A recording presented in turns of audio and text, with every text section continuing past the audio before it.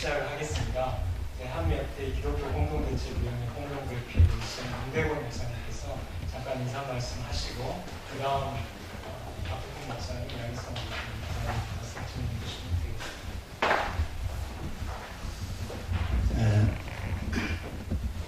되겠습니다. 미리 이해를 좀 구해야 하는 말씀이었습니다. 제가 3시에 다른 자리에서 약속이 있는데 일 준비하시는 분에게 인사 말씀 하기가 좀 어렵다, 다른 약속이 있어서 도저히 같이 못 하려고 했는데 인사 말씀만 하고 은혜가 좋으니까 참여해달라고 말씀하셨습니다. 먼저 이해를 좀 구하고 싶습니다. 인사 말씀 드리고 특별히 좋은 주제 가지고 말씀하시는 감사드리고 조금 죄송스러울 겁니다. 먼저 이해를 구하고 싶습니다. 박정희 대통령이 5.16 혁명을 일으키고 두 가지 국시를 제시를 했죠. 하나는 반공이라고 하는 것이었고요.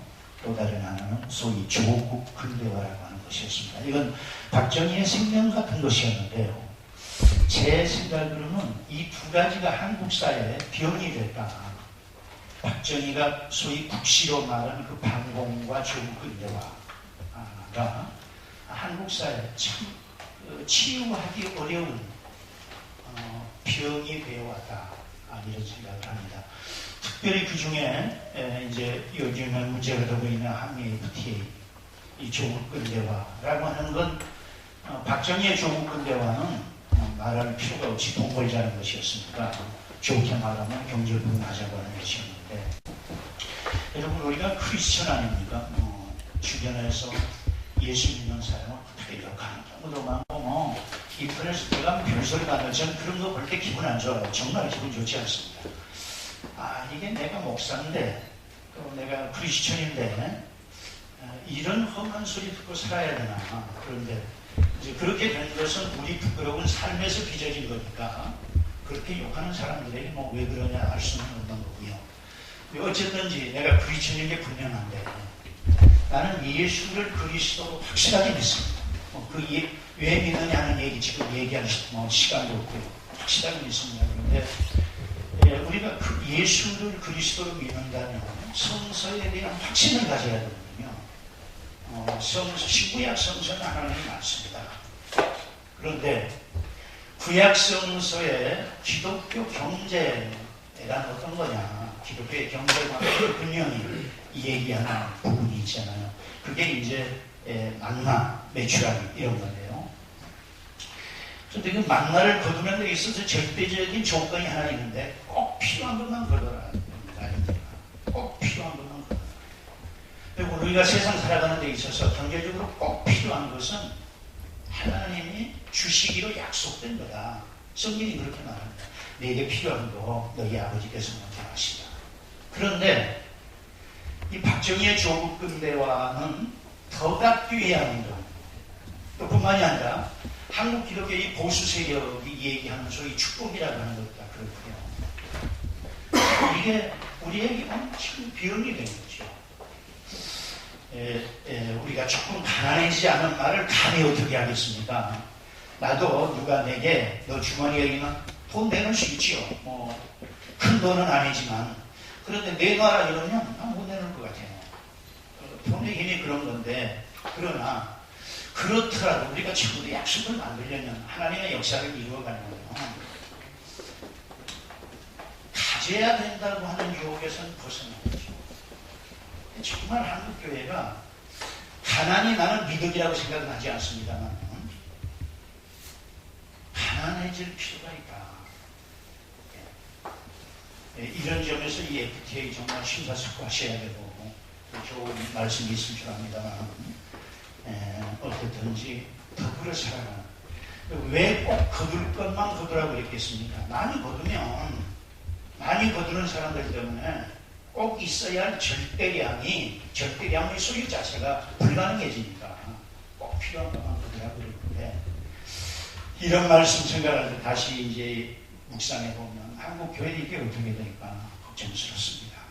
여러분, 어쨌든지 성서를 우리 삶의 지침으로 붙들고 살아가야 한다고 하는 이 크리스천의 과제 놓치면 안 되고, 이 과제를 붙들고 귀한 싸움을 싸워가야 하지 않을까.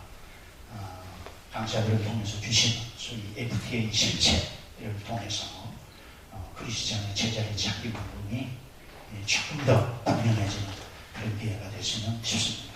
인사의 말씀을 마치겠습니다. 고맙습니다.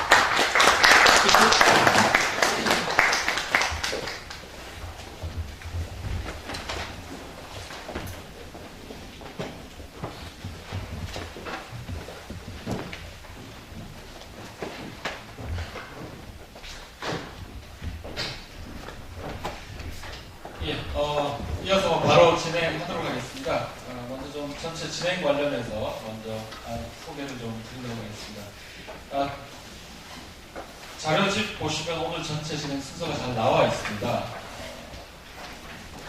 1교시, 2교시 해서 쭉 되어 있는데 5교시까지 써놔서 좀 너무 많다. 표기라도 좀 3교시로 이렇게 만들어줬으면 좀 부담이 덜했을 텐데 바로 이어서 한미 FTA와 기독교 신앙이라는 주제로 박득훈 목사님과 목사님 모시고 좀 좌담의 형태로 이야기를 한 1시간 정도 진행을 할 계획이고요. 그 다음에는 이제 정태인 원장님 도착하시는 대로 한미 FTA와 사회경제라는 테마로 총 한 2시간 정도 진행을 할 예정이고요. 그리고 최재천 변호사님 한미 FTA와 법이라는 주제로 역시 한 2시간 정도 예정을 하고 있습니다. 그래서 큰 덩어리가 한 번씩 마무리될 때마다 저희가 쉬는 시간 한 10분 정도씩 가질 예정이니까요. 뭐 강연과 또 토론 진행되는 중에는 또 열심히 좀 경청해 주시고 또 뭐 동의되는 대목에서는 뭐 끄덕끄덕 또 호응도 좀 열심히 해주시면 참 감사할 것 같습니다. 오늘 이 자리는 여러 다양한 분들이 모여서 같이 좀 자리를 만들어 가게 됩니다.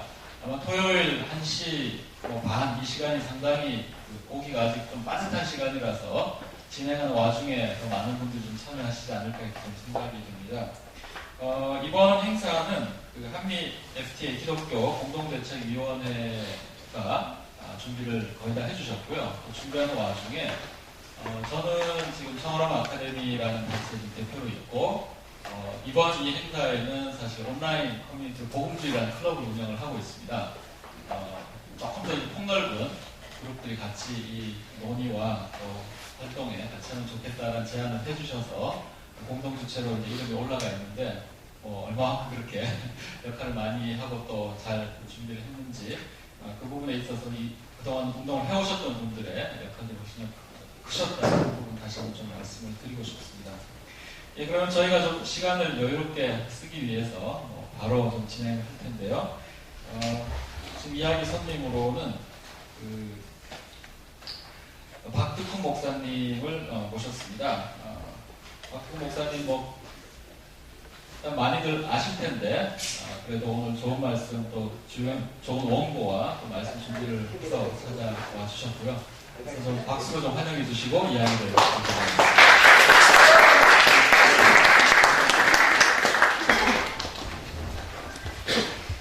예, 오늘 저희가 할 얘기가 굉장히 많습니다. 다 아는 이야기라고 생각하지 마시고 알 것 같지만 한번 또 짚어보고 궁금한 것들 물어보고 이렇게 이야기가 진행됐으면 좋겠고요. 제가 오늘은 악역을 좀 도맡아서 해야 될 것 같습니다. 그래서 일부러 좀 짓궂은 질문도 하고 어이없는 반응도 좀 하면서 오늘 이야기 손님을 오신 분들을 약간은 좀 못 살게 하기도 하고 우리가 드려야 될 이야기들을 많이 좀 얻어냈으면 좋겠습니다. 강 목사님 먼저 인사 말씀 한번 좀. 예. 여러분들 이렇게 뵙게 돼서 무척 반갑습니다. 요즘은 토크 콘서트가 대세모이네요. 근데 이렇게 해보니까 아무나 하는 건 아니고 한내어 보니까 어떤 주제냐 또 어떤 사람에 따라서 선호도가 좀 다르지 않나 생각이 좀 드네요. 오늘 제가 이런 모임을 하면서 늘 딜레마는 뭐냐면 여기 와 계신 분들은 사실 안 와도 되시는 분들이 주로 와 계십니다. 이미 다 아시는 분들이고 꼭 들어야 될 사람들은 이런 자리에 잘 안 온다는 게 이게 항상 딜레마입니다. 제가 일일이 찾아다닐 수도 없고 늘 그런 안타까움을 갖습니다만은 그래도 여러분들이 여기서 조금이라도 여러분들이 더 그동안의 생각에 아주 분명한 그 근거와 또 확신을 가질 수 있는 좋은 기회가 되어서 여러분들이 활용하는 다양한 루트를 통해서 SNS를 통해서 좀 많이 오늘 우리 함께 도출해내는 그 의견들을 확실히 있게 전파해 나갈 수 있는 좋은 계기가 되었으면 좋겠습니다. 그래서 제가 뭐 많이 구름 때같이 안 보였다가 결코 의미가 없는 거라 생각하지 않고요. 여러분들이 정말 중요한 역할을 해주면 엄청난 큰 좋은 일들이 일어날 수 있으리라는 그 기대를 가지고 오늘 진지하게 그리고 뜨거운 마음으로 함께 여러분들과 의견을 나누도록 하겠습니다.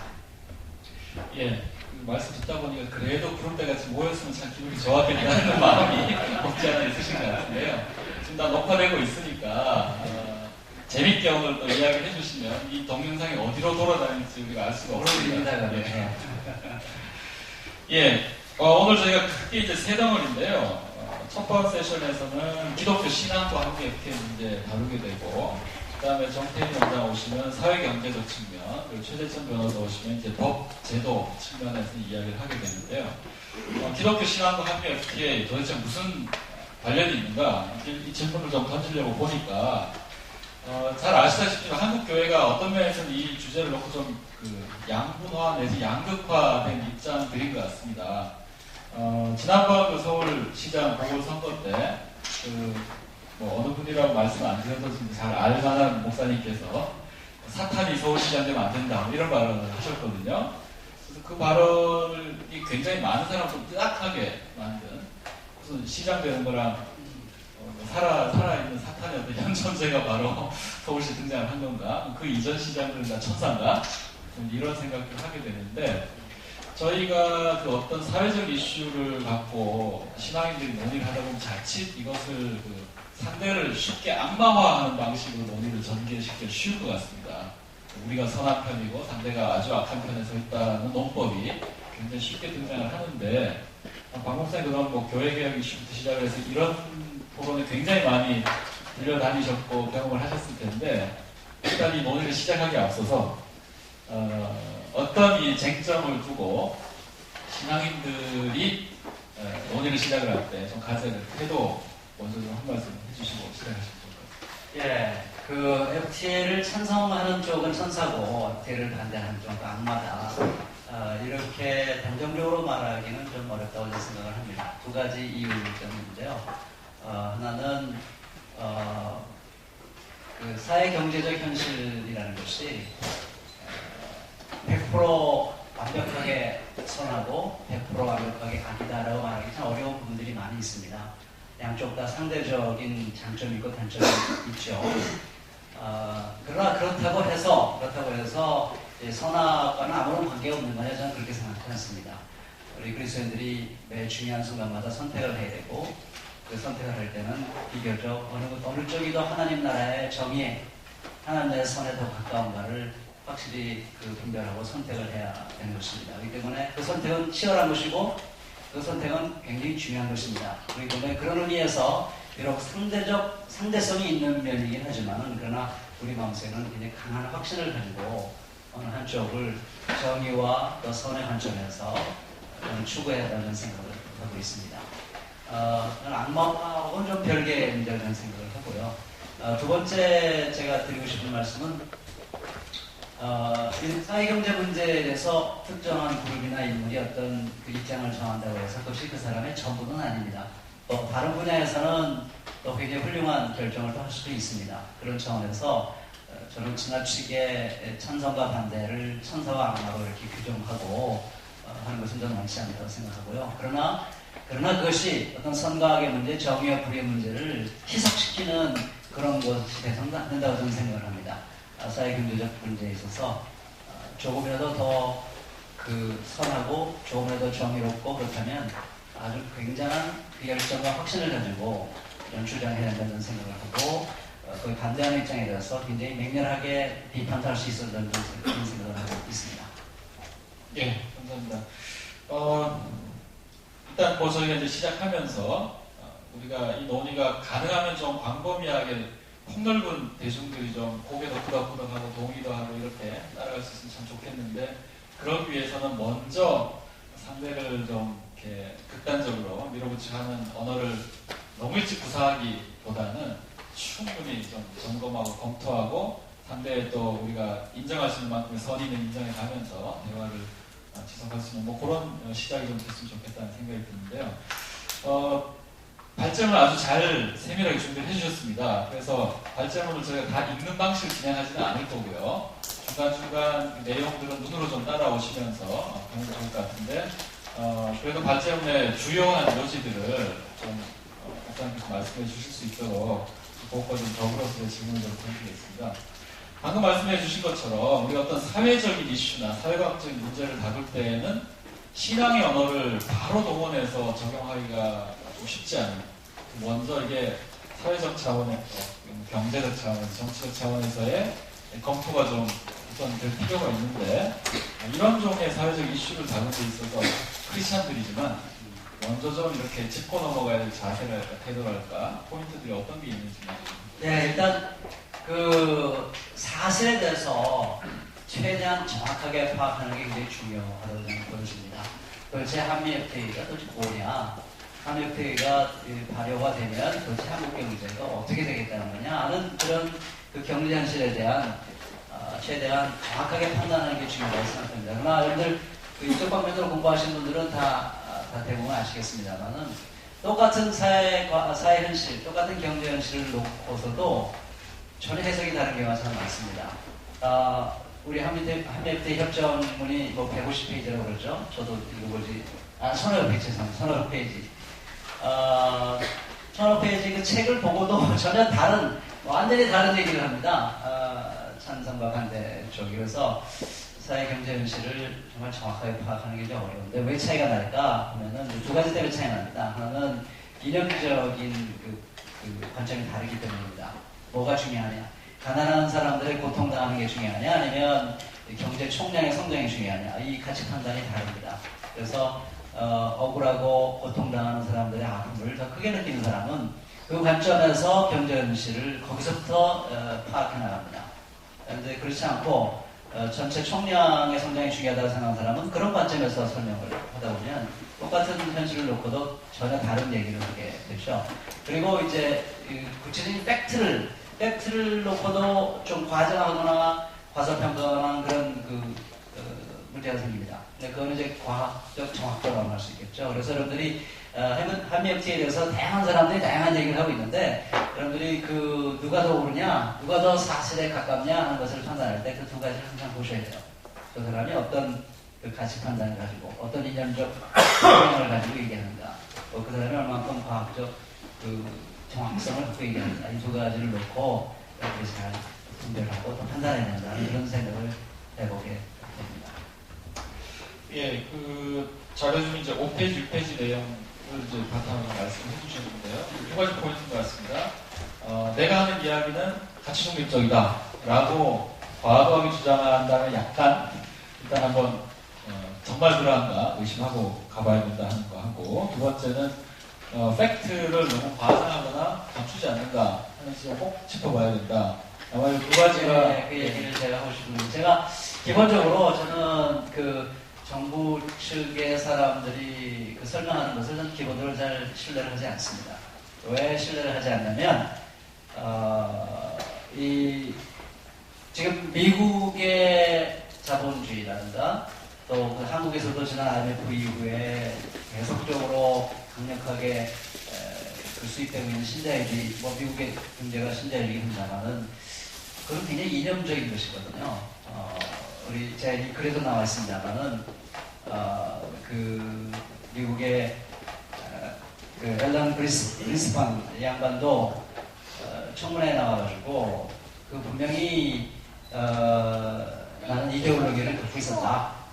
우리가 존재하기 위해서는 이데올로기가 누구에게나 필요하다. 문제는 지금 이 이데올로기가 틀린 것이 판명이거든요. 나는 지금 굉장히 충격을 받고 당황스럽다 이런 얘기를 했습니다.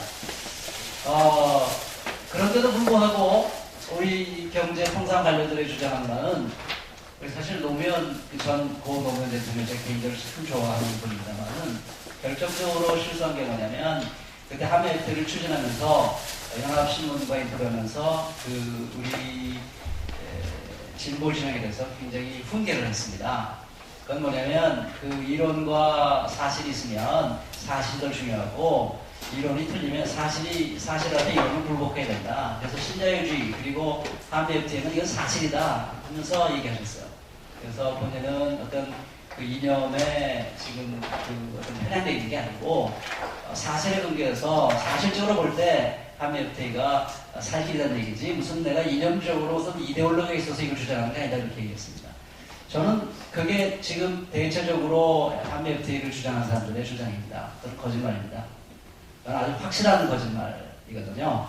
그거는 인간에 대한 어떤 가치 판단, 경제 활동에서 무엇이 중요한 것이냐 하는 것은 가치 판단. 이 가치 판단과 이념이 그 밑바닥에 깔려 있는 겁니다. 개인주의, 그리고 자유주의, 그리고 분배보다는 총량 더 중요하다고 하는 이런 가치 판단을 분명히 갖고 얘기하는 것임에도 불구하고 나는 이념과는 상관없이 사실을 얘기하고 있다 이렇게 주장하면 그런 사람들의 말은 안 믿어도 됩니다. 그런 사람들은 현재 앞뒤가 안 맞는 얘기를 하고 있는 거기 때문에 상당 부분 화장될 수밖에 없고 진실에서 먼 얘기를 할 수밖에 없다 하는 얘기를 제가 꼭 드리고 싶네요. 예, 굉장히 중요한 포인트인데 제가 토론회 준비하면 사실 오늘 하루 종일 아마 이 질문을 끌고 가게 되지 않을까 하는 생각이 드는데요. 방금 말씀하신 맥락에 따르면 지금 우리가 정부, 관료, 학자 믿을 수 없다 하는 이 지점에 우리가 신뢰할 만한 근거나 데이터는 어떻게 확보를 할 수 있을까? 우리가 어떤 판단을 하기 위해서 계속 쟁점이 좀 나올 것 같아요. 그러니까 결국 우리가 제대로 된 논쟁을 하려면은 이제 두 가지를 함께 논쟁을 해야 된다는 것이죠. 나는 이 한미 FTA를 찬성하는 이유는 이러이러한 이념을 갖고 있기 때문이고 그런 이념에 근거해서 사실을 보니까 이렇더라 이렇게 얘기해야 되고 반대하는 사람도 나는 왜 반대하느냐 내 반대하는 밑바닥에는 이러이러한 이념이 있고 가치 판단이 있고 그 입장에서 보니까 사실이 이렇게 보인다 라고 논쟁을 해야 되는 거예요. 그러면 논쟁이 되는 겁니다. 그러면 이제 논쟁을 할 때 그대의 가치 판단이 옳으냐 내 가치 판단이 옳으냐라는 같은 선상에서 얘기가 돼요. 그러면 그걸 가지고 치열하게 논쟁하면서 어느 것이 더 정의롭고 어느 것이 더 선한 것이냐, 어느 것이 더 인간적이고 어느 것이 더 한국 공동체를 살리는 길이냐 하는 거에 대해서 말하는 사람도 그렇고 듣는 사람도 그렇고 공정하고 명확하게 얘기가 되는 겁니다. 그리고 그거에 근거해서 사실을 얘기할 때 과연 그 이념 때문에 그 사실을 그런 식으로 파악했을 때 그것이 과학적으로 충분히 증명이 되고 실증이 되는 것이고 논리적으로 정합성이 있는 거냐 하는 걸 판단을 해봐야 하는 것이죠. 이념이 옳다고 해서 그 사람의 과학적 판단이 다 옳은 건 아니거든요. 그래서 이념에서 가치에서 사실파악으로 넘어가는 과정이 얼마만큼 증거가 분명하고 논리 전개가 정확하고 하는 그 개념 틀이 제대로 정리가 돼 있고 하는 것을 파악해봐야죠. 그래서 이게 압니다. 말해보면 논쟁해보면 허술한지 아니면 탄탄하게 그것이 만들어지는지 얘기하다 보면 드러나게 돼 있거든요. 그래서 이 두 가지 차원에서 얘기를 하다 보면 결국 누가 더 옳은 얘기를 하고 있는 것인지 누가 더 정확하게 얘기하고 있는 것인지에 대해서 이게 그림이 그려집니다. 근데 한쪽은 사실을 얘기한다고 그러고 너는 이념이라고 얘기하면 이게 얘기가 처음부터 안 되는 거예요. 그 끝장 토론 뱅간해봤자 그 토론이 날 수가 없습니다. 결론이 날 수가 없어요. 그냥 평행선을 긋고 그냥 작게 얘기만 하다 끝나는 것이죠. 저는 그래서 끝장 토론이 안 난다고 생각하는 이유가 바로 거기에 있습니다. 명확히 얘기해야 돼요. 한미 FTA를 시작할 때 우리 김현정 씨가 분명히 얘기했거든요. 이 한미 FTA를 시작하는 거는 우리 한국 경제가 이제는 일본 시스템에서 벗어나서 새로운 그 미국 경제 시스템을 받아들여야 이게 한국 경제 살 길이다. 이거는 분명히 이념적 판단입니다. 분명히 그런 미국 경제가 더 글로벌 스탠다드다 하는 것에 대한 분명히 가치 판단을 가지고 하는 얘기예요. 근데 마치 요즘 정부에서 계속 얘기하는 건 뭐냐면은 한미 FTA를 추진해도 우리나라의 공공정책이라든가 건강, 의료, 환경, 교육에 전혀 영향받지 않는다. 이건 새빨간 거짓말인 것이죠. 그건 앞뒤가 안 맞는 얘기예요. 우리가 미국 경제를 우리가 우리 경제의 살길로 생각하고 미국 시장과 한국 시장을 통합하기로 한다면 그건 미국 경제의 체제 틀과 법과 제도를 우리가 수용하는 겁니다.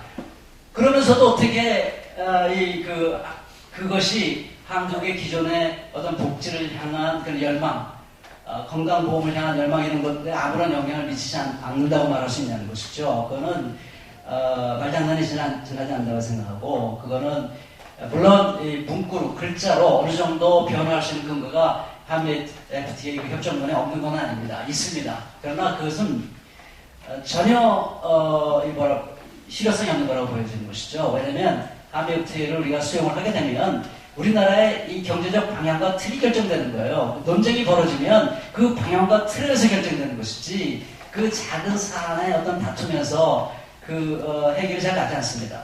우리가 지금 어느 방향으로 가려고 하느냐, 우리가 어떤 방향을 선택했느냐, 거기에 맞춰서 논쟁이 벌어지면 그 답이 나오는 겁니다. 그렇게 볼 때 저는 지금 우리 김정은 동산교섭부 부장이 끊임없이 우리를 안심시키려고 하는데, 그거는 전혀 자기 스스로 앞뒤가 안 맞는 얘기를 하고 있는 거다 하는 얘기를 제가 드리고 싶은 거고, 여러분들 조금만 관찰해 보면 그게 사실 마음속에는 다른 생각이 있는데 말로는 우리를 염려를 높게 하려고 일단 통과시키려고 하는 말이라는 걸 여러분들이 금방 알아챌 수 있습니다. 예. 좀 잘 새겨 놓으시면 좋을 것 같아요. 지금 이제 방금 말씀하신 내용은 이 한미 FTA 논의 혹은 관범이나 우리가 어떤 논의를 할 때에도 전제가 뭐냐, 전제 혹은 이념이 뭐냐 하는 것과 사용되고 있는 정보나 데이터가 정확한가, 두 가지 측면에 한꺼번에 검토가 되어야지, 한쪽은 이념이 없이 우리는 정보만, 데이터만, 팩트만 갖고 얘기한다라고 하는 말 믿어서는 안 된다. 그것이 사용되는 전제나 바탕에 깔린 이념이 뭐냐를 언제나 질문해야 된다 하는 말씀을 해주셨고요. 아마 오늘 저희들이 진행하는 논의에서도 꾸준히 지금 어떤 종류의 지향점이나 전제가 작동하고 있는지를 계속 좀 되물으면서 논의가 좀 진행되지 않을까 싶습니다. 어떠한 전제 위에서 이러이러한 데이터 혹은 또 정보들이 의미 있게 사용이 될 텐데, 그래도 이 논의가 옳은지 그른지를 가려면 몇 가지 포인트 짚어봐야 될 것 같아요. 그렇죠. 중요한 포인트 어떤 거 좀 짚어봐요? 예, 저는 아마 세부 사항들은 오늘 우리 뒤에서 말씀하신 분들이 저는 아주 자세하게 말씀해 줄 거라고 기대를 하고요. 저도 세부 사항을 공부하려고 하니까 정말 힘들더라고요. 너무 복잡하고, 그 세부 사항을 다 따라가면서 정확한 사실을 파악한다는 게 참 힘겨운 일이고, 우리 국민들이 참 어려운 숙제를 안고 있다는 생각이 들 때가 참 많았습니다. 근데 저는 세부 사항을 자세히 들춰보지 말란 말은 아니고요. 우리가 좀 공부를 하고 머리에 쥐가 나도록 좀 고생을 좀 해야 됩니다. 그래야 우리가 지킬 건 지킬 수 있지 않겠습니까? 저는 공부를 해야 된다고 생각합니다만, 오늘 제 시간에 주어진 저희 임무는 그런 디테일한 것보다는 좀 기독교적 관점에서 큰 틀에서 얘기하는 것이 저에게 주어진 과제라고 생각합니다. 그래서 저는 과연 그동안 이 한국 사회가 어떤 방향으로 흘러왔는가, 어떤 싸움이 벌어져 왔는가 지금까지, 그리고 한미 FTA가 도입되면 한국 경제와 관련해서 어떤 싸움이 벌어질 것인가 하는 그 얘기를 좀 하고 싶어요. 우리 한국 경제를 돌아보면 결국 저는 헌법 정신하고, 그리고 IMF 이후에 우리 한국 사회에 깊이 침투해 들어온 신자유주의와의 싸움이었다 저는 이렇게 봅니다. 제가 이 글에 잘 표현했습니다만, 글에 설명을 했습니다만, 우리 헌법 119조 2항이 굉장히 중요한 거거든요. 그건 뭐냐면 국가의 경제를 규제할 수 있는 권한을 준 거예요. 세 가지로 규제할 수 있는 권한을 줬습니다. 하나는 국민경제의 균형 있는 발전, 성장과 안정, 분배 소득의 어떤 적절한 수준, 이거는 복지를 얘기하는 겁니다. 그러니까 양극화가 너무 심화돼서는 안 된다는 것이죠. 그건 복지에 대한 얘기입니다. 두 번째로는 시장의 지배와 경제력의 남용을 방지해야 된다고 했습니다. 그러니까 시장 만능주의, 자본 권력의 절대화, 이거 안 된다는 겁니다. 그게 우리 헌법 정신입니다. 세 번째로는 경제 주체 간에 지나친 힘의 불균형이 있어서는 안 된다는 거예요. 그것이 서로 민주적으로 협조해야 된다는 것입니다. 그러니까 민주주의가 정치 영역에만 있어서는 안 되고 경제에서도 민주주의가 있어야 된다. 그래서 자본과 노동이 너무 지나치게 힘의 불균형이 일어나가지고 자본이 일방적으로 지배하는 것은 안 된다는 그런 얘기예요. 우리 헌법 정말 잘 쓰여졌어요. 저는 이 헌법을 할렐루야입니다. 아멘입니다. 아멘. 이 헌법이 정말 좋은 정신이라고 생각하는데, 이게 그동안 신자유주의가 IMF를 통해서 한국에 침투해 들어오면서 많이 희석화됐습니다. 그리고 노동진영이라든가 진보진영이 그 대항에서 싸움을 했었어요. 우리 한전중공업의 우리 김진숙 씨 한 분, 이 결국 헌법 정신을 지키려 하는 사람들입니다. 네. 용산 참사에 죽은 분들 다 헌법 정신을 지키려 하는 사람들이에요. 그 싸움을 해온 겁니다. 목숨 걸고 싸움을 걸고 지금 싸워오면서 이 헌법 정신이 실현될 수 있는 세상을 만들기 위해서 애써온 것이고 그나마 이 복지가 화두에 올랐습니다. 그래서 지금 조금 더 나가면 한국 사회가 이 복지 쪽으로 좀 움직일 수 있는 가능성이 많이 깊어졌어요. 근데 지금 한미 FTA가 지금 들어온 겁니다. 그러면 이제 앞으로 이 복지를 향한 그동안의 몸부림은 엄청난 타격을 받게 될 것이고 이제 헌법 정신은 거의 사문화될 가능성이 높고 우리 송교일 씨가 한미 FTA에 대한 설명서를 썼을 때 맨 마지막 결론이 뭐냐면 한미 FTA가 발효가 되면 이제 앞으로 헌법 개정 운동이 일어날 것이다. 왜냐하면 헌법 119조하고 한미 FTA는 맞지 않습니다. 그러니까 둘 중에 하나를 바꿔야 돼요. 헌법을 바꾸지 않으면 우리 이 헌법을 굉장히 조롱하는 겁니다. 그래서 저는 그런 큰 틀에서 볼 때 그런 큰 틀에서 우리가 정말 기독교인들이 이것은 한국의 장래가 결정되는 정말 중대한 시점이 와 있다 하는 것을 좀 우리가 깊이 생각했으면 좋겠다. 우리 국민들도 좀 깊이 생각했으면 좋겠다는 그런 생각을 제가 좀 해봅니다. 예, 헌법 개헌 문제가 많이 나왔는데 사실 그동안 쟁점되는 게 바로 이제 이 조항 경제 관련 조항들이 꾸준히 이제 개헌 논의에 바꿔야 된다라는 요구들을 많이 하고 있는 항목이거든요. 이제 말씀 듣다 보니까 헌법에 위배되는 조약 체결할 수가 있는가 생각도 좀 드는데요. 그래 말이에요. 저는 지금 그래서 저는 어떤 의미에서 이건 국민투표로 좀 붙였으면 좋겠다는 생각도 좀 있는데 그런 차원에서는 이제 헌법과 관련된 헌법사항과 관련된 있는 문제라서 우리나라의 안위와 관계되어 있는 그런 문제다. 저는 그런 생각을 해봅니다. 그래서 이 국민투표 붙여주면 어떤 일이 벌어질까 여러 가지 좀 생각을 해봅니다만 저는 그런 생각을 해봤어요. 이 한미 FTA와 헌법을 놓고 전국적으로 반성회가 다 열렸으면 좋겠다. 모든 반상이 열려가지고 자 한번 우리 모든 국민들이 다 역공부를 해보는 거예요. 우리나라가 지금까지 어떻게 살아왔으냐 앞으로 어디로 나갈 건가를 이 반상회 차원에서 다 공부를 한번 한 몇 달 동안 다 공부를 해봤으면 좋겠다. 뭐 그런 나름대로 그런 생각도 한번 해봤습니다. 국민들 요즘 공부를 굉장히 많이 하시고 있습니다. 그러니까 정책부터 이제 헌법 공부해야 되고 FTA 그 조약 문서 보려면 우리 영어 공부 열심히 해야 1,500쪽을 또 다 들여다볼 텐데. 그래요.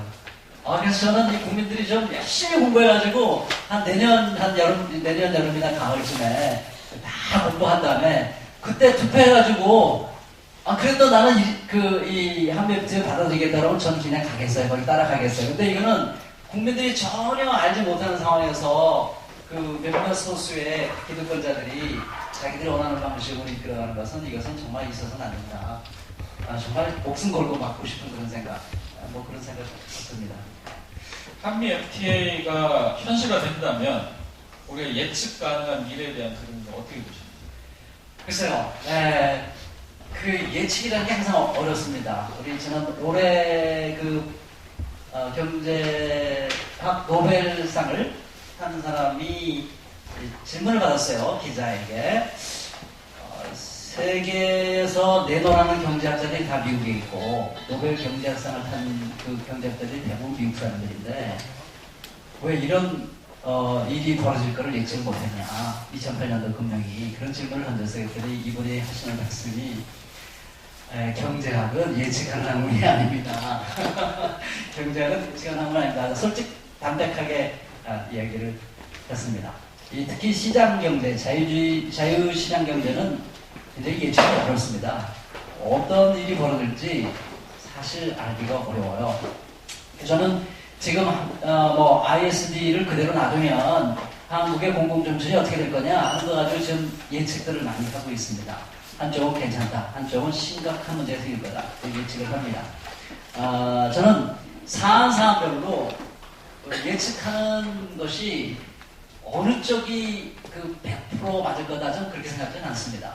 찬성 측이 맞는 것도 최소한 한두 개는 있을 수 있을 거라고 저는 생각하고 반대 측의 예측도 최소한 몇 가지는 틀릴 수 있겠다 저는 그런 생각을 솔직히 아직 안 오셨네요. 여기 그 반대쪽에 계신 분들이. 근데 저는 솔직히 개인적으로 그렇게 생각합니다.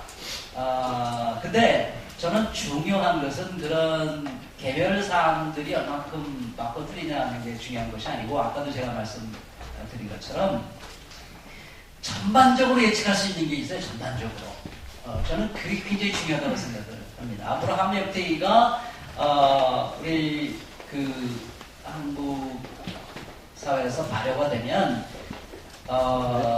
크게 두 가지는 분명히 이루어질 것이다. 큰 틀에서 그렇게 생각합니다. 하나는 양극화입니다. 양극화는 분명히 심화될 거고, 사회자약자들은 갈수록 더 고통스러워질 것입니다.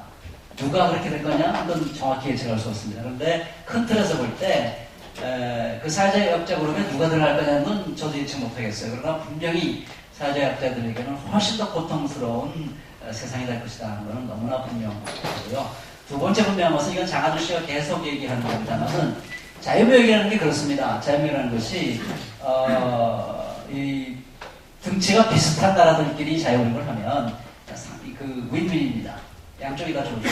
근데 등치가 차이가 나는 나라가 자유무역을 하면은 단기적으로는 양쪽 다 이기하는 건 있을 수 있습니다. 그러나 장기적으로 보면 등치가 작은 나라의 경쟁력이 약한 산업들은 계속 쇠퇴할 것이고, 그리고 더 무서운 것은 미래의 산업, 뭔가 부가가치를 더 많이 창출할 수 있는 더 앞선 분야의 그 산업이 약한 나라에서 자기 국익을 위해서 봉사할 수 있는 그런 산업이 발전되기는 거의 불가능합니다. 그런 차원에서 볼 때 장기적으로 분명히 예측할 수 있는 것은 미국과 한국이 FTA를 맺으면 훨씬 더 한국이 불리하게 될 것이다. 장기적으로. 그거는 정확히 저는 예측할 수 있다고 생각합니다. 어느 분야가, 어떤 산업이 정확히 그렇게 될 거냐 하는 거는 약간씩 틀릴 수 있다고 저는 보여집니다. 그러나 큰 틀에서 볼 때 그런 예측은 분명히 그런 경향성을 분명히 드러낼 것이다. 그렇게 말씀을 드리고 싶습니다. 예, 두 가지 말씀해 주셨는데요. 양극화 문제가 심각해지는 것은 뭐 틀리지 않은 예측에 동의를 구하게 될 것이다 하는 것과, 무역에 있어서도 장기적으로 개선 효과는 크지 않을 것이다. 사실 제가 준비하면서 좀 이쪽 저쪽 자료를 보다 보니까 김광수 경제연구소에서 최근에 한번 낸 보고서 리포트에 보니까 FTA로 말미암는 생산, 소비, 지출에 있어서의 효과가 단기적으로 반짝 좀 개선되거나 이건 있을 수 있지만, 중기 혹은 장기적으로 봤을 때는 결국 그 효과가 다 감소될 것이다 라는 또 분석을 하고 있더라고요. 네. 그런 면에서는. 근데 이제 이런 질문이 생겨요. 그러면은 왜 그렇게 현 정권의 실질적인 권력을 가진 사람들, 또 우리 재벌들은 장기적으로 볼 때 우리나라가 불리할까라고 그래서 수많은 경제학자들이 얘기하고, 수만이라면 좀 과장일 수도 있겠습니다만, 그래도 장하준 씨 정도면 세계적인 경제학자 아니겠습니까? 한두 사람만이 얘기하는 건 아니라고 배워봤습니다. 그럼에도 불구하고 도대체 무슨 이익을 얻겠다고 FTA를 하는 거냐, 이런 얘기입니다. 이혜영 교수가 최근에 시사에서 아주 잘 표현을 했어요. 그러니까 이게 미국 대 한국의 문제가 아니라는 겁니다. 미국의 국익과 한국의 국익, 근본적으로 볼 때 좀 더 세밀하게 들어가면 그것은 미국과 한국의 자본, 이 한 집단이고, 그리고 미국과 한국의 대중들입니다. 이 둘 양자 간의 어떤 협정이다. 이렇게 그 양자가 대립되는, 미국의 국익과 한국의 국익이 대립되는 협정이라기보다는 미국과 한국의 자본과 미국과 한국의 서민 대중들의 이해관계가 서로 대립되는 그런 협정이다. 그렇게 표현을 했습니다. 저는 그 표현을 보면서 큰 틀에서 볼 때 아주 정확한 거라고 볼 수 있겠습니다. 그래서 이게 일종의 하나의 도박인데요. 자본주의는 일종의 도박입니다. 이건 제가 얘기하는 게 아니라 프리드리히 폰 하이에크라고 하는, 그분도 노벨 경제학상을 탄 사람입니다. 케인즈와 쌍벽을 이루는 분이었는데, 그분이 아주 간단하게 얘기해서 게임이다, 일종의 도박이다, 자본주의는. 왜냐하면 경제활동의 결과가 부분적으로는 그 사람의 노력이나 기술에 의해서 주어지지만, 그러나 그것과 거의 비슷한 그 퍼센테이지를 중요한 건 뭐냐면 운이라고 했습니다. 운. 그래서 꼭 게임에서 이루어지는 거랑 비슷하다. 도박이라고 하겠습니다. 그러니까 저는 이것은 지금 미국과 한국에 가진 사람들이 미국과 한국의 서민 대중을 볼모로 삼아서 벌이는 일종의 도박이다. 저는 그렇게 정확하게 말씀드릴 수 있고, 저는 이건 사회과학적 진실이라고 저는 말합니다. 이 도박에 성공하면 이 양쪽의 가진 자들은 대박을 터뜨리겠고, 대박까지 모르지만 상당한 이익을 얻게 될 겁니다. 대신에 그 가난한 사람들은 거의 아무런 혜택을 못 받거나 굉장히 고통을 겪게 될 것이고, 이 도박이 판이 깨져버렸다.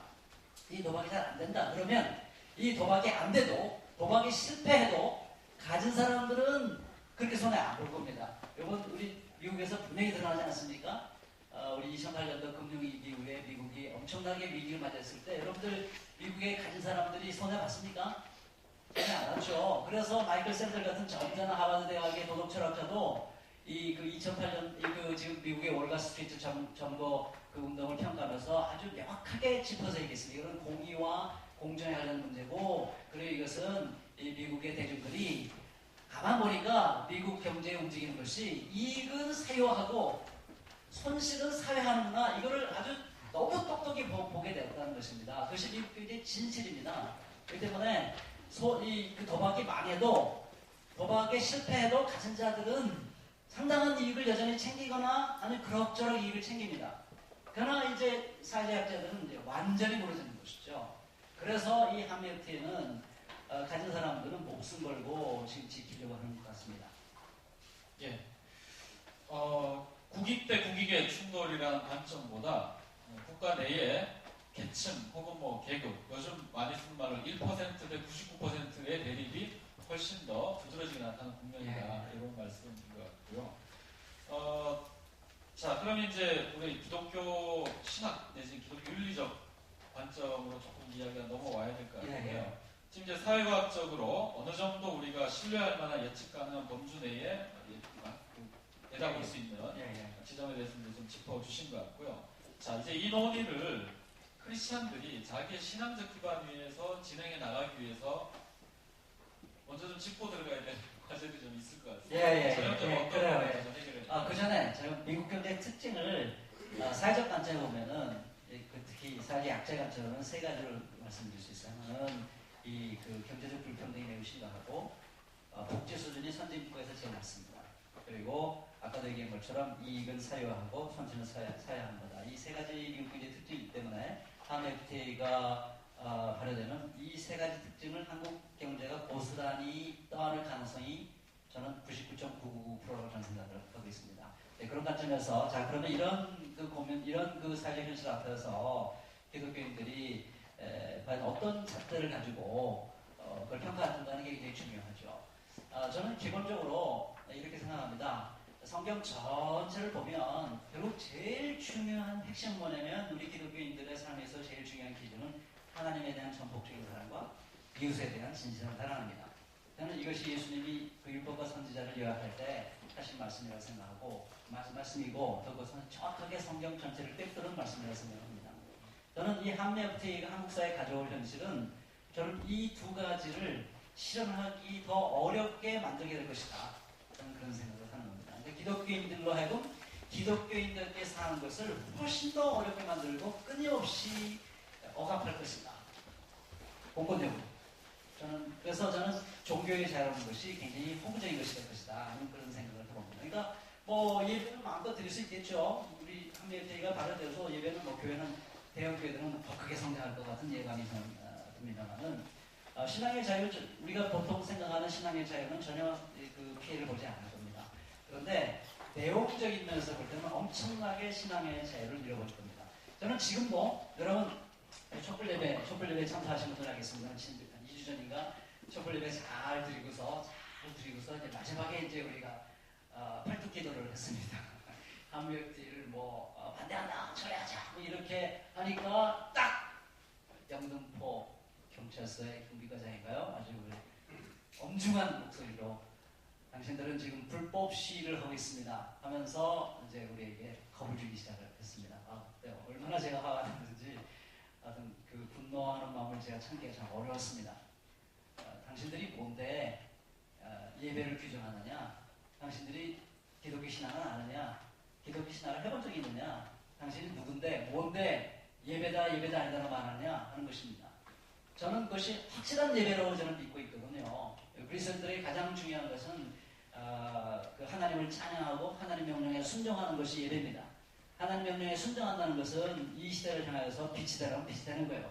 예언자적 사명을 감당하는 사명 감당하는 겁니다. 그래서 어두운 시대를 향해서 틀렸다고 말하면 틀렸다고 말해야 되는 것이고 저는 그것이 예배라고 생각합니다. 그런데 그 예배를 드리면 시위라고 말하고 잡아가려고 그래요. 공권력이 우리를 경찰서를 그 감옥으로 데려갑니다. 신앙의 자유가 억압받는 것이죠.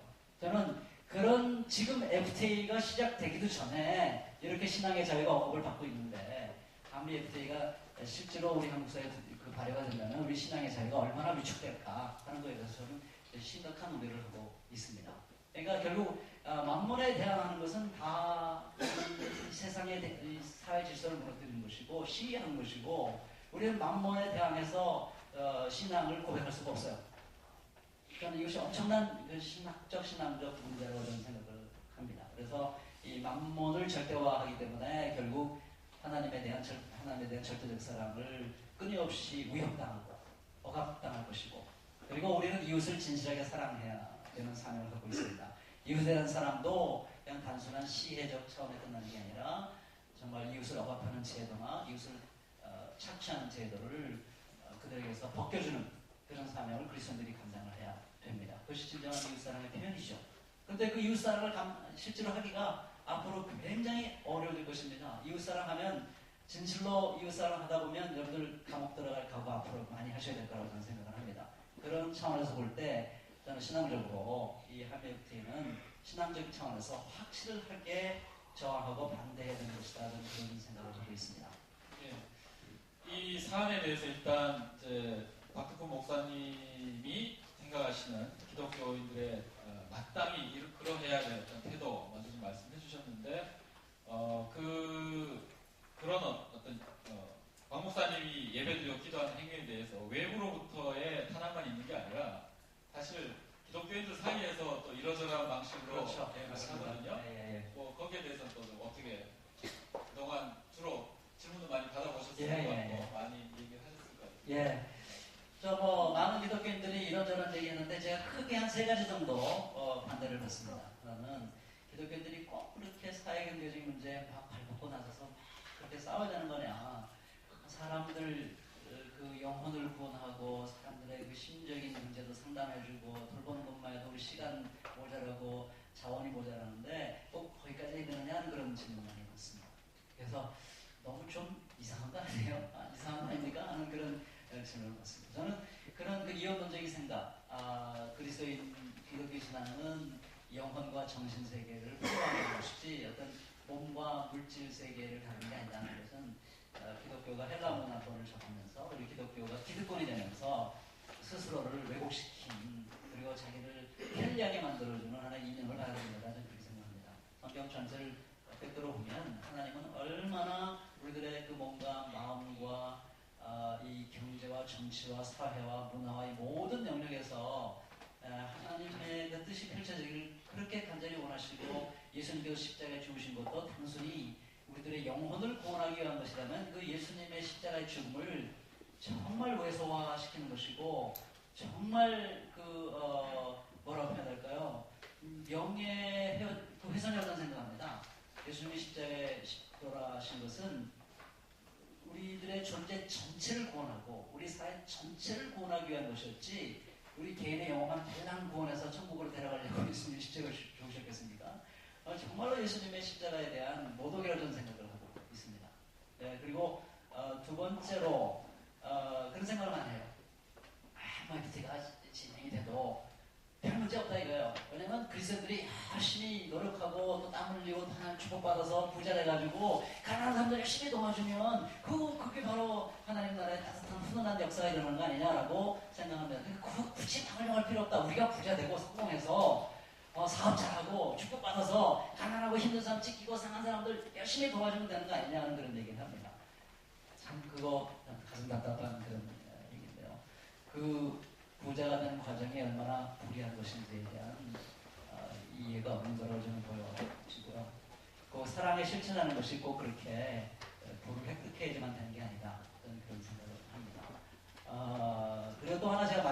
부딪히는 어려운 질문 중에 하나는 이제 그런 거죠. 우리 서로 다른 입장을 갖고 있는데 서로 존중합시다. 우리 교회 안에서 그 서로 이 얼굴 붉히는 그 얘기하지 맙시다. 이런 얘기입니다. 근데 그거 참 굉장히 누구에게 편리한 입장이냐면 대세를 장악하고 있는 사람에게는 서로 존중하자는 게 참 편리한 입장입니다. 왜냐면 서로 얘기하지 않고 존중하고 가만히 있다면 누가 원하는 그러니까 대세대로 되거든요. 억울한 건 누구냐면 그 소수파 있는 사람들은 되게 억울하고 서로 존중하자 그러면 소수파 있는 사람들은 되게 억울한 거예요. 말 한마디 못하고 그냥 당하는 겁니다. 여러분 서로 존중하자는 게 굉장히 억압적일 수 있는 발언이라는 것을 여러분들이 알으셔야 됩니다. 그러니까 다운주의라는 말을 그렇게 쉽게 사용하면 안 돼요. 다운주의라는 말을 잘못 사용하면 진실편에 서 있는 소수의 사람들을 억압하고 괴롭히고 슬프게 만드는 아주 무서운 논리입니다. 그런 점을 제가 좀 가슴 아파하고 있습니다. 예.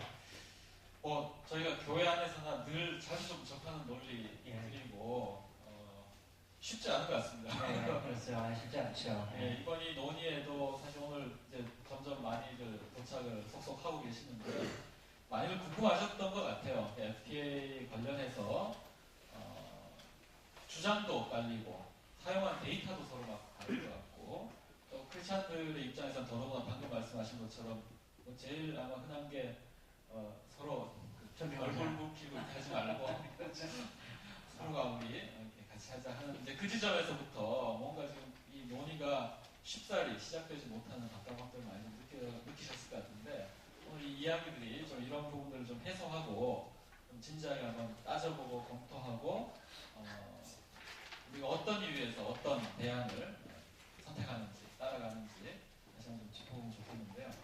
자, 그리스도인들의 입장에서 아까 만원 숭배에 대한 얘기해 주셨고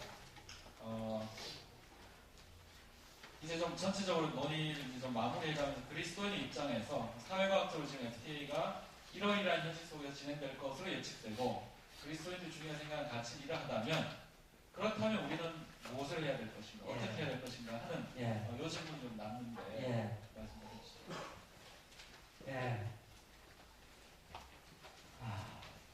어떻게 해야 되나. 열심히 싸워야죠. 한마디로 얘기하면 지금 이 국회에서 지금 결정을 하게 되지 않습니까? 제가 보는 관점이 이렇습니다. 국회의원들은 항상 여론의 추이를 봅니다. 자기 소신도 있겠지만 결국 국민들의 손에 의해서 자기들이 국회의원으로 당선이 되는 거기 때문에 항상 둘 사이를 왔다 갔다 합니다. 자기들의 개인적 소신과 그리고 국민들의 그 여론의 향배를 항상 예의주시합니다. 그래서 거기에 따라서 자기의 그 행동 방향을 결정하죠. 저는 여당도 마찬가지고 야당도 마찬가지예요. 저는 지금 야당 안에 붕괴 현상이 일어나고 있지 않습니까? 저는 그럴 거라고 좀 예상을 했습니다만은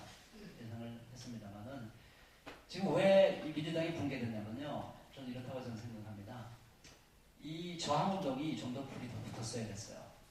저항운동이 최소한도 2008년도 그 촛불 집회 정도 수준 됐어야 됐습니다. 적어도 한두 번 정도는 한 10만 명 이상이 시장 공장에 모였어야 돼요. 아마 그랬으면 저는 민주당이 그렇게 협상파들이 힘을 얻지 못했을 것입니다. 근데 가만히 보니까 여론의 향배가 광우병 때만 못하거든요. 그러니까 요거는 눌러도 되겠다 하는 생각이 든 겁니다. 그러니까 이 소신이 분명하지 않았던 사람들이 결국 그 자기들의 소신을 드러내고야 만 겁니다. 그래서 지금 굉장히 어렵게 돼 있어요, 상황이요. 정치적으로 어렵게 돼 있는데, 그러니까 결국 이거를 다시 바꿀 수 있는 방법은 저는 하나밖에 없다고 봅니다. 지금 이 상황에서 이거를 한미FTA를 저지할 수 있는 유일한 하나의 방식, 그것은 수많은 사람들이 거리로 나와야 돼요. 그거 외에는 저는 무슨 다른 길이 있을까 좀 상상이 안 됩니다. 그래서 저는 여러분들이 좀 다양한 그 소통 수단을 통해서 광장에 모이고자 할 때 좀 여러 가지 모여서 이건 아니다라고 명확한 그 소리를 내줘야지만 저는 이 정치권을 움직일 수 있는 힘이 저는 거기 있지 않을까 좀 그런 생각을 해봅니다. 박 목사님한테 질문 하나 더 드리고 플로어에서 질문하고 싶으신 분들에게 한 2~5분 정도 기회를 드리도록 교회가 지금 오늘도 이제 토요일이고요. 매주일 예배 드릴 때 대표기도 하시는 분은 나라를 위한 기도를 하시거든요. 예. 대통령을 위한 기도도 하고 통일을 위한 기도도 하고 한미 FTA라는 주제를 놓고 한국의 전국에 있는 교회들이 주일 예배 대표기도에 어떤 내용의 기도를 드렸으면 좋을까요? 예. 그게 제가 얘기한다고 될지는 모르겠습니다. 아유, 대표기도 무서운 거죠.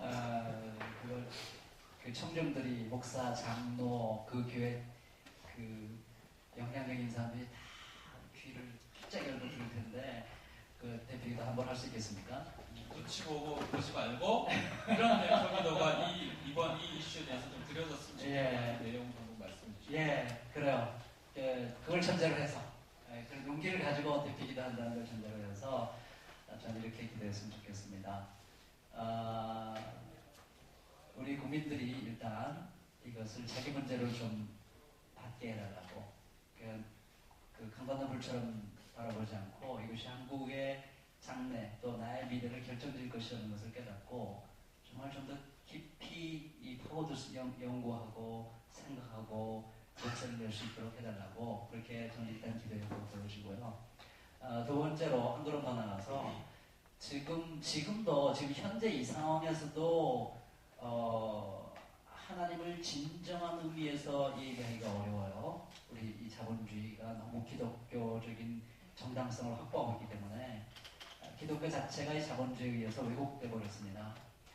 그러니 하나님 이걸 꼭 막아주셔서 우리 신앙의 자유를 잘 지키고 하나님 사랑, 이웃 사랑을 마음껏 실천할 수 있는 그런 세상이 될 수 있도록 하나님 우리 민족을 좀 불쌍히 여겨주십시오. 이렇게 좀 기도했으면 좋겠습니다. 요점만 얘기하면 우리 국민들이 깊은 관심을 가지고 목소리 낼 수 있도록 두 번째는 뜨겁게 반대해서 더 이상 이것이 한국 사회를 무너뜨리지 않고 좀 더 하나님 사랑, 이웃 사랑이 가능한 세상이 되게 해주십시오. 이렇게 좀 기도했으면 좋겠다 생각합니다. 오늘 이후로도 계속 저희가 토론하겠지만 앉아 계신 분들이 좀 토론회 중에 이런 거는 좀 트위터로 그냥 막 날려주세요.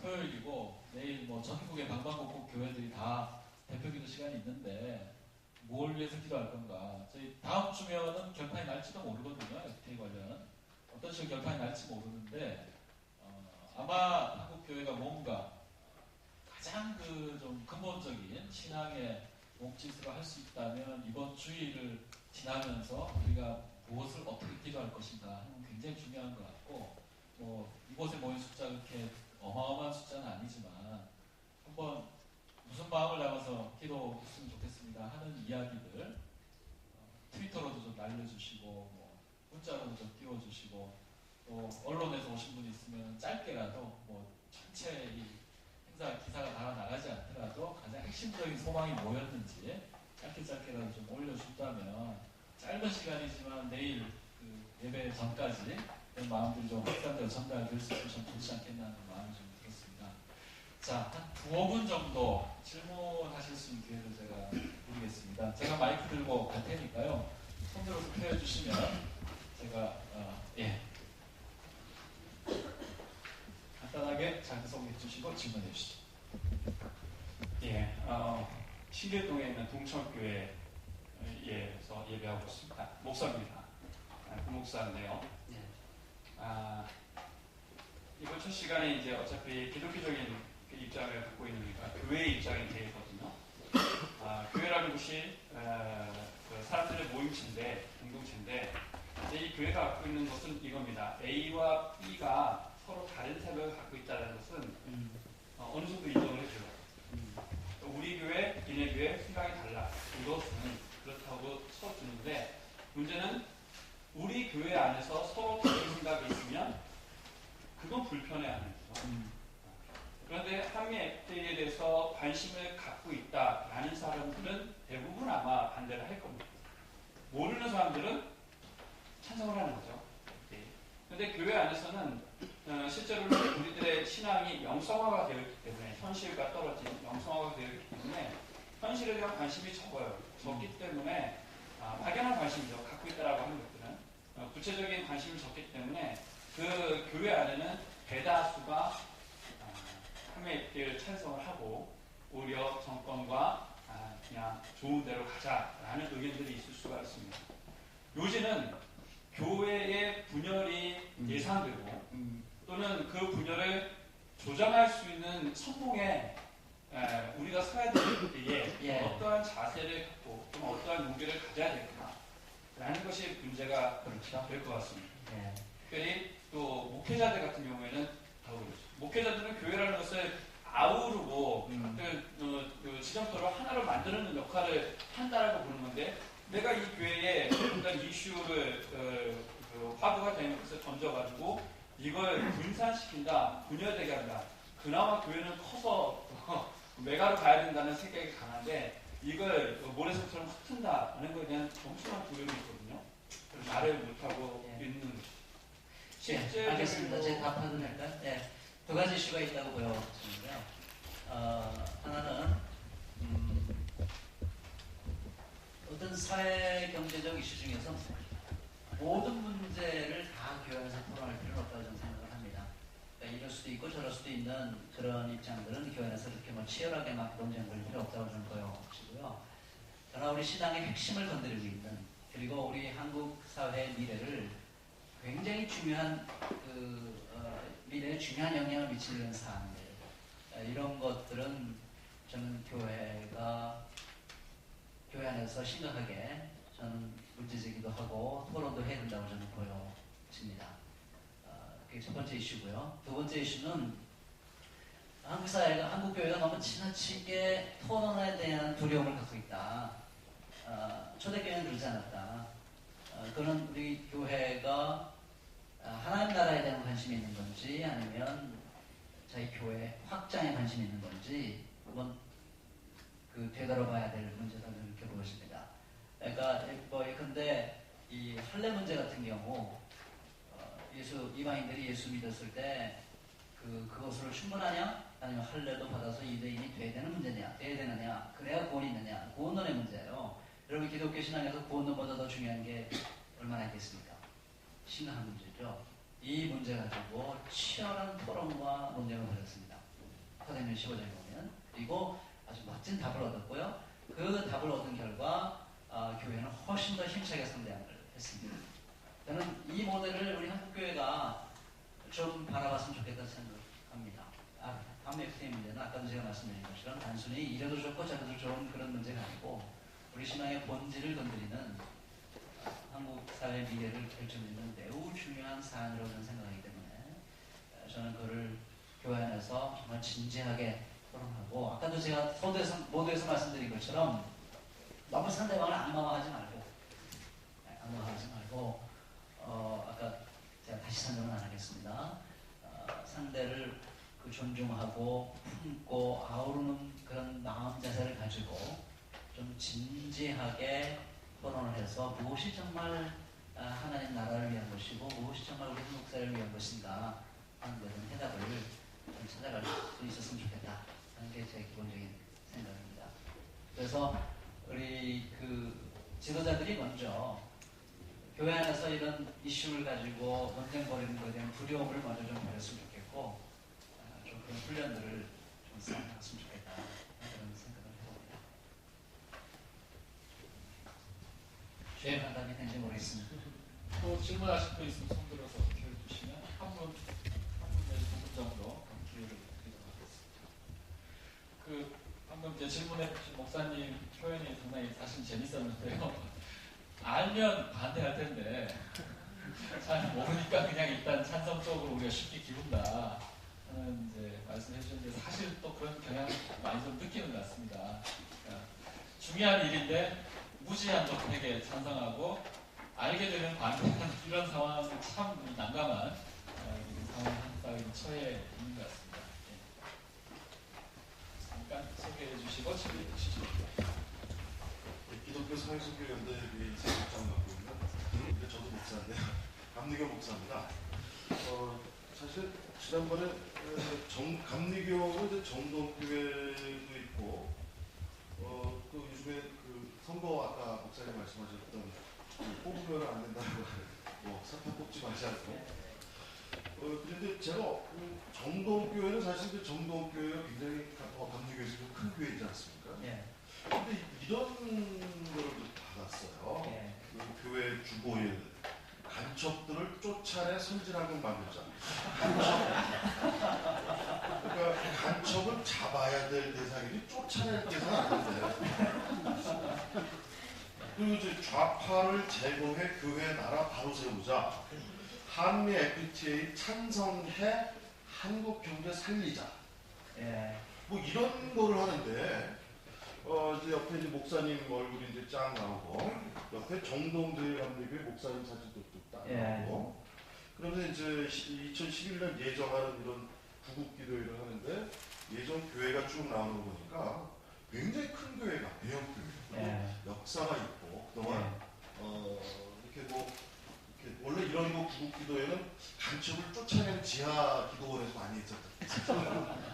근데 간첩을 쫓아내는 뭐 이런 건 구국기도회는 이제 대부분 지하 기도회라든지 기도원에서 많이 했었던 것 같은데 이제 이런 게 점점 이게 나름대로 역사가 있었다라고 생각하는 대형 교회들이 이제 정말 이렇게 변해가는 모습들. 동대문 교회는 저희도 잘 알다시피 전태일을 써도 뭐 야학도 되겠었다라고 하는 기억을 가지고 있는 교회에서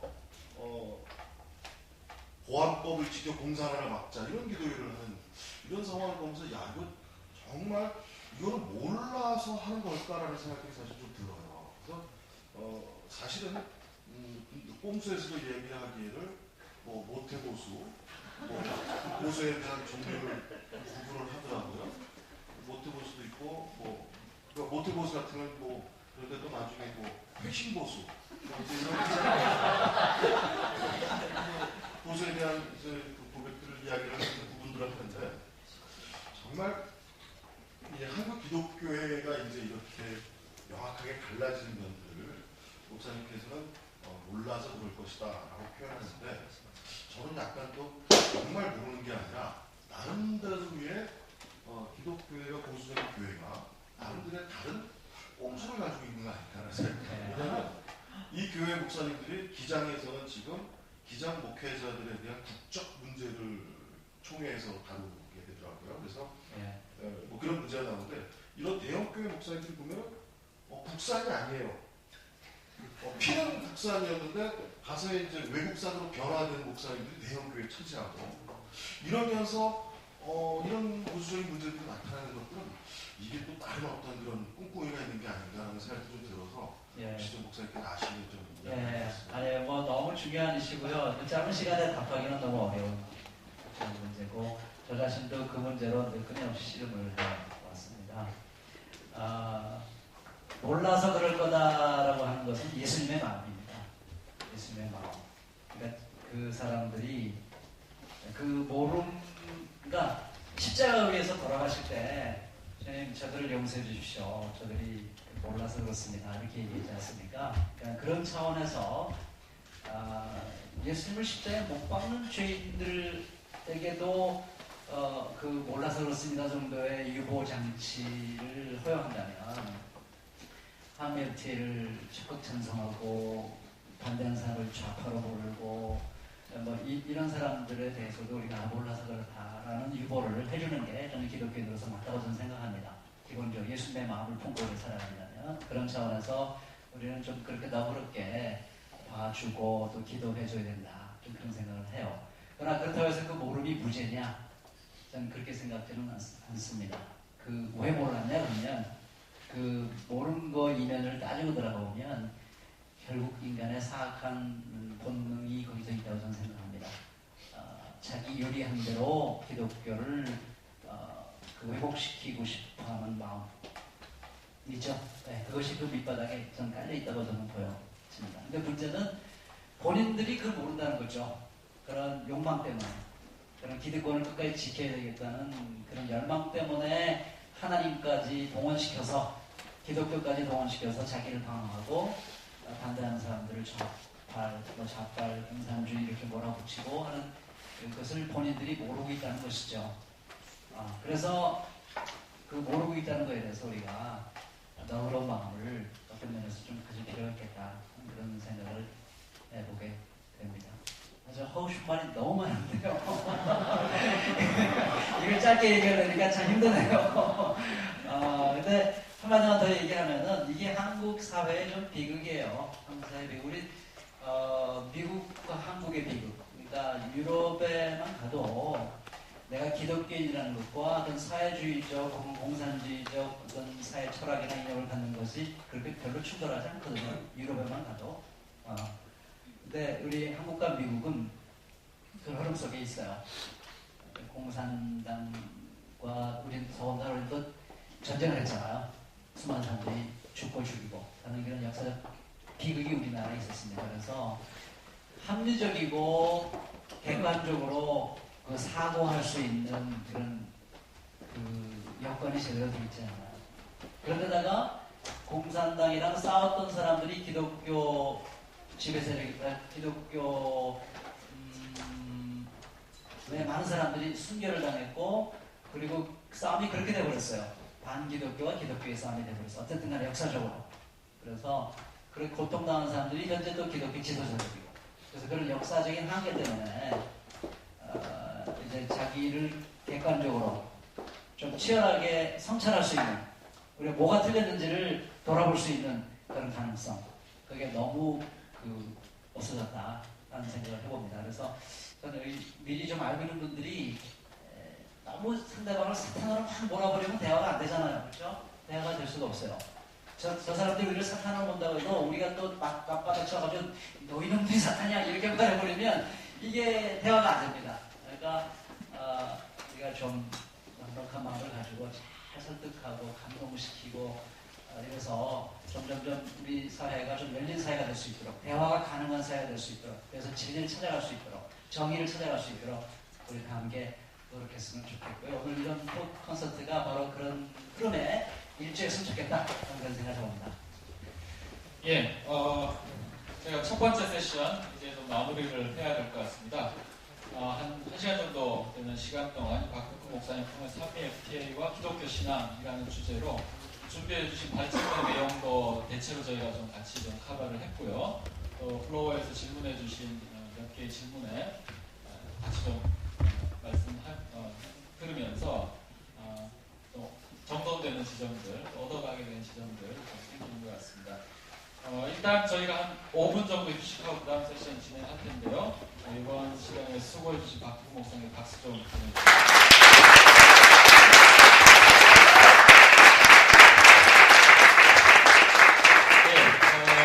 보내주세요.